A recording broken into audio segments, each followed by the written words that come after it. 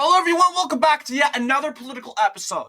So, we got great news. It seems that we're finally getting back on track. Despite the DNC going on, we got great news when it comes to RFK Jr.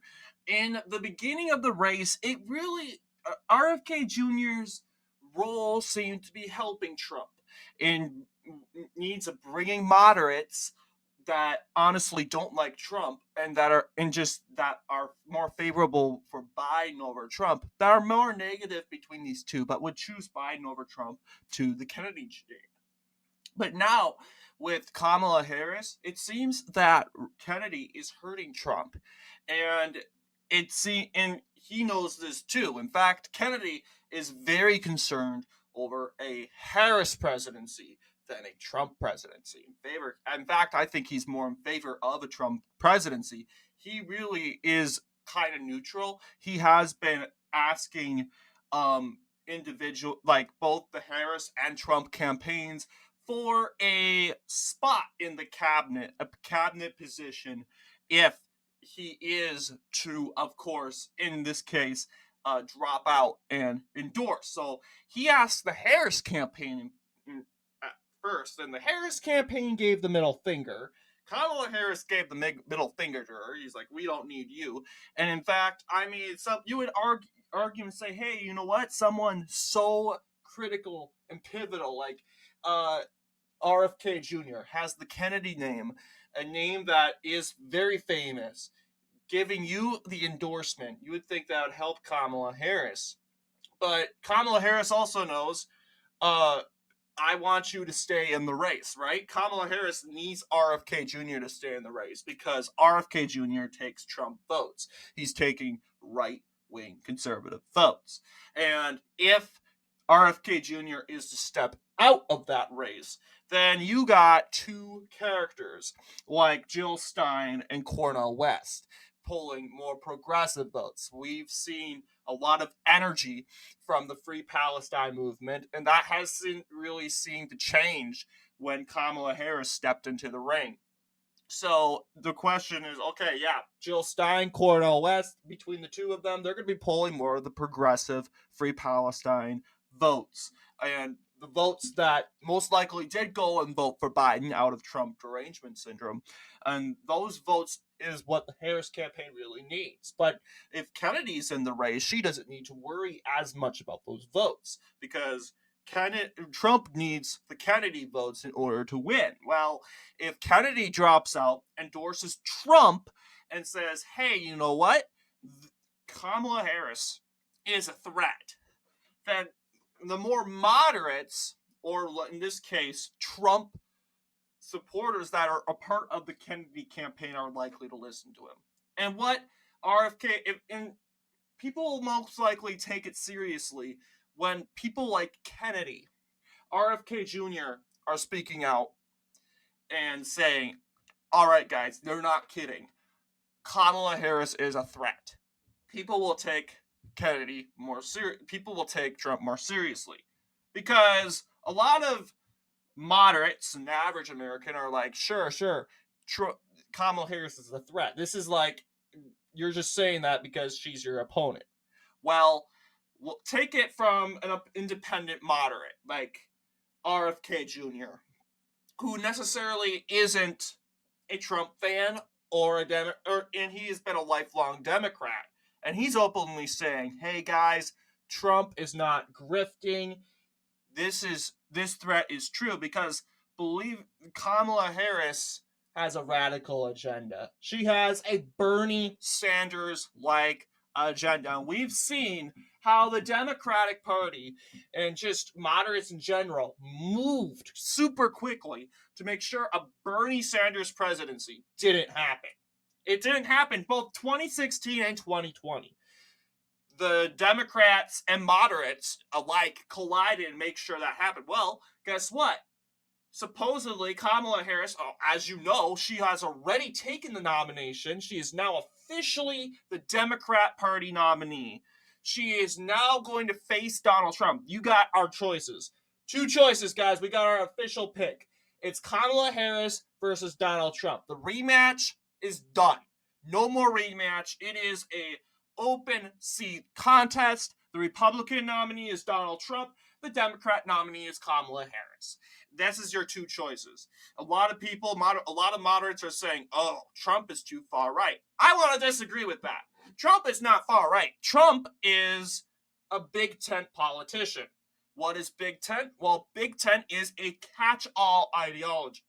Sure, Donald Trump is anti-left, anti-progressive, and that's why a lot of people say he's right-wing. But really, he's an ideological catch-all. He's trying to catch ideological votes. Like, for example, he's trying to catch, of course, the pro-choice vote by, as you know, changing his stances on abortion. He's come out and said he was pro-IVS. He's trying to say, hey, you know what? I'm willing to work with all sides. This is Big Ten. You're not necessarily picking a side, although in a way Donald Trump is pretty conservative. He's saying, he's not necessarily cheering on the right. He's more going on the offensive on the left.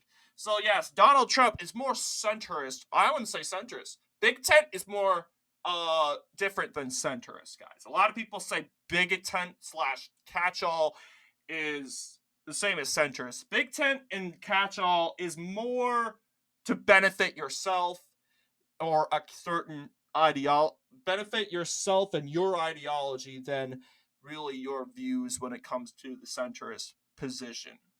Big Tent is more of a self-interest compared to the centrist ideology. So yes, Donald Trump, very Big Tent, very catch-all, and that's what he's trying to do. A lot of people say he's right-wing, but I'm just saying, you know what? There have been many GOP nominees that are more right-wing. Barry Goldwater is more right-wing than Donald Trump. And although he was destroyed, he was treated, he's been pat on the head by everyone. But yes, you've seen Kamala Harris giving RFK Jr. the middle finger, and that really saying, okay, I'm obviously not going to endorse you. He goes to Trump. Trump knows that, you know what? RFK takes votes away from me. And he says, you know what? Getting him out of the race would be good. And I'm strongly thinking, you know what? If what's important right now is getting RFK Jr. out of this race. Because RFK Jr. is, of course, polling more better than Jill Stein and Cornel West. And so supposedly adding the Cornel West and the Jill Stein votes, supposedly Kamala Harris is losing more votes, more progressive votes, but we just cannot risk it.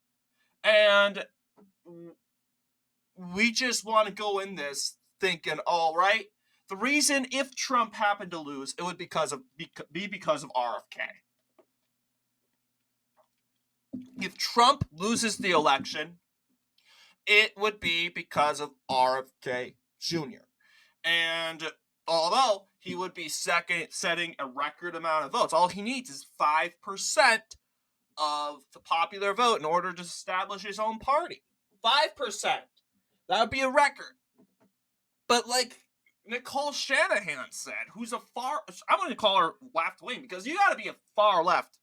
You can't be that left wing to call out Kamala Harris as a threat.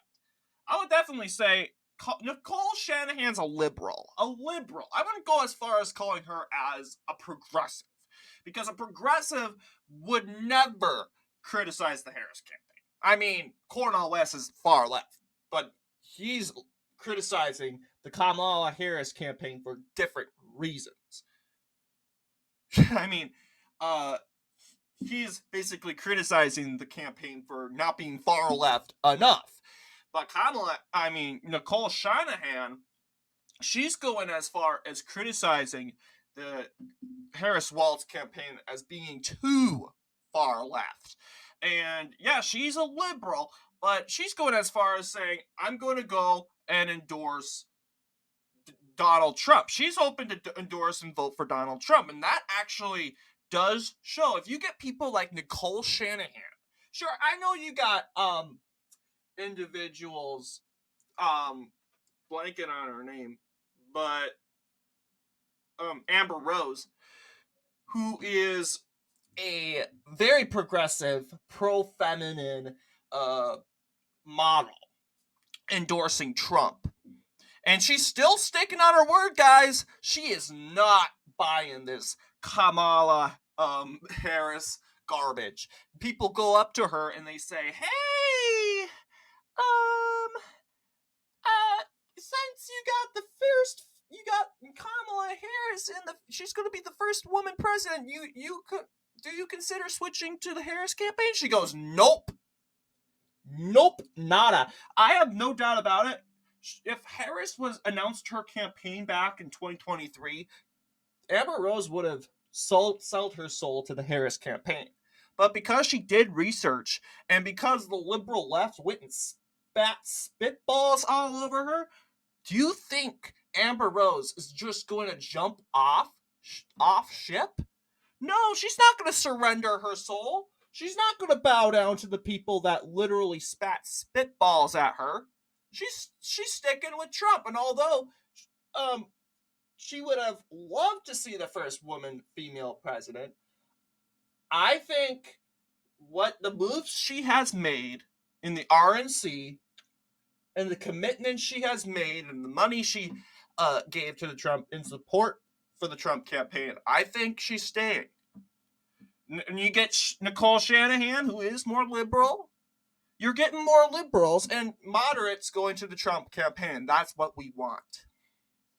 That's what we want. Supposedly, moderates altogether will just stay home. That's the theory.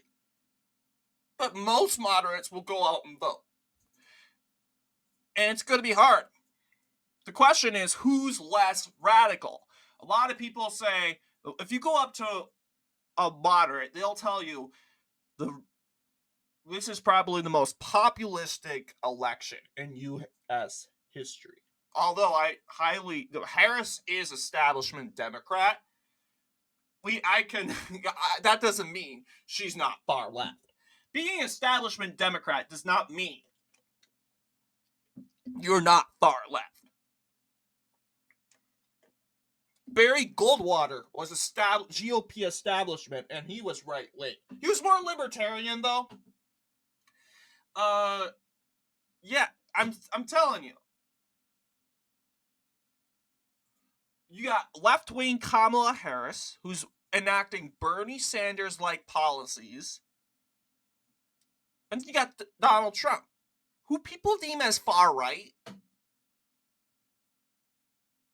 and fascist and authoritarian. This is according to the liberal media, by the way. They even have that in Wikipedia, which I think is dumb. Take the word fascist out of there. That's an opinion. Donald Trump is not a fascist. In fact, the way he leads, you gotta really understand what fascism is, the ideology of fascism, in order to call Donald Trump a fascist. Fascism, the fascists, you bring back Benito Mussolini, Adolf Hitler, Francisco Franco, Antonio Salazar. You bring those fascists back from World War II, you bring them down and introduce them to Donald Trump, they'd hate Trump. They would hate Trump. They would call him a communist. They would call him a welfare communist. I guarantee you, they would hate Trump. Because in order to become a fascist, you need the media on your side. All these dictators had the media on their side. Donald Trump doesn't have the media on his side. So when the liberal media says Donald Trump is going to be a dictator since day one, he can't be a dictator since day one. Because if he tried, he would be ousted immediately. The liberal media thinks we're dumb. The liberal media thinks we don't know how the legislative branch works. The legislative branch of the Congress has more power than, of course, the executive branch. Meaning, if Donald Trump, tried to become a dictator, which he wouldn't, the legislative branch would have ousted him. Oh, but GOP Republicans would have been taking the legislature. Yeah, that's another scam. Because the GOP Republicans would instantly turn on him, like they always do. That's why we have a lot of rhinos in the party. So don't gaslight. You know what you're trying to do. Everyone knows the gaslighting. So yes.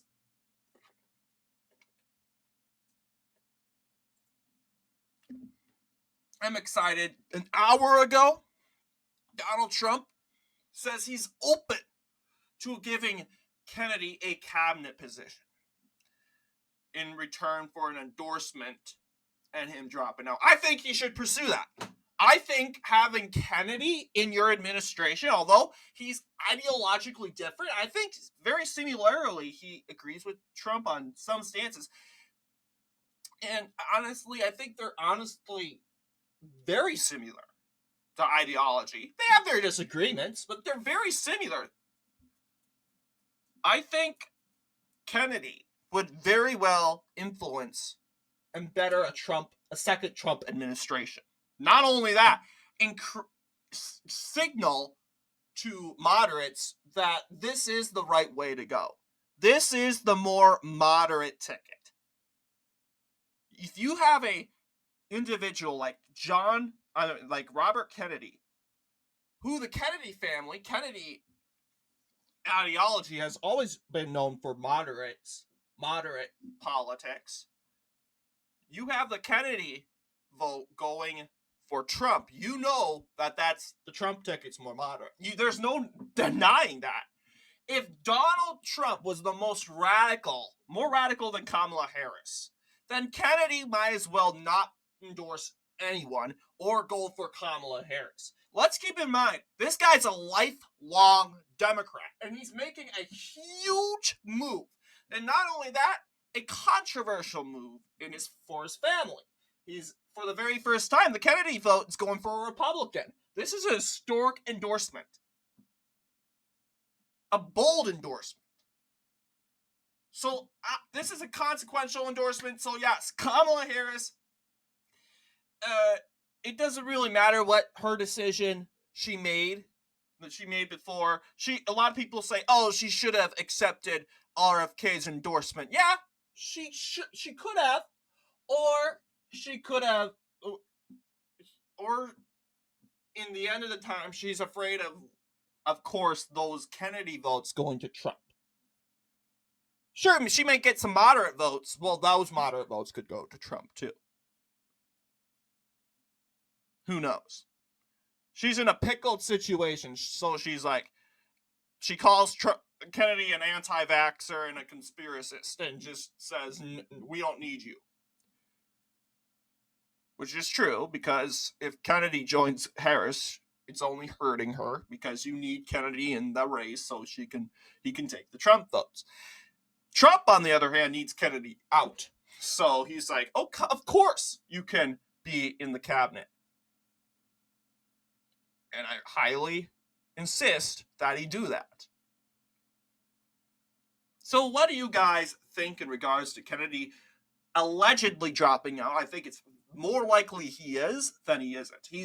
He said he would drop out if he's been offered a cabinet position in exchange for him dropping out, and along with an endorsement. He's so far successful so far. And you have already Nicole Shanahan suggesting, you know what? We don't want a Kamala Harris presidency. That would be more scarier than any presidency. And they're willing to sacrifice a historic third-party performance in order to stop Kamala Harris winning.